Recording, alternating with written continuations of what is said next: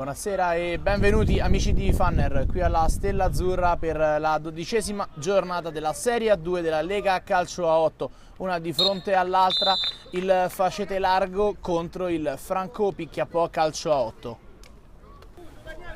E giocare lungo in direzione del numero 9, la sponda in direzione di Pantaleoni che si gira e sigla la rete del vantaggio. Scusate, non è stato Pantaleoni a segnare ma il capitano. 1-0, gol segnato da Morganti, gol del vantaggio, 1-0. Quindi possono giocare sulla sinistra con Morichini, cambio per vie centrali, la conclusione e la parata di Soncini sul tentativo da parte del numero 8 Tambone.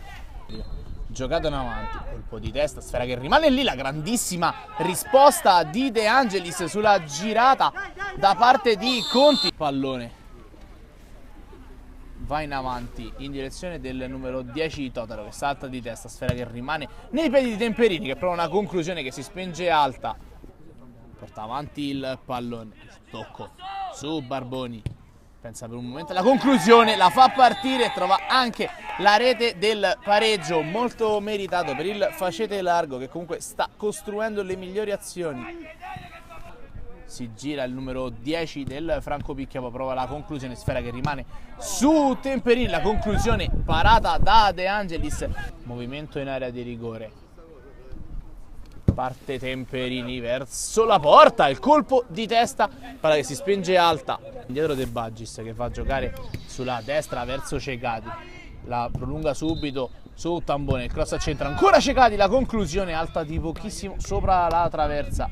Tutti in area di rigore i giocatori del Facete Largo, tranne Cecati rimasto a chiudere con la conclusione da parte di D'Alessandro che porta avanti il Facete Largo sugli sviluppi di questo angolo. 2-1.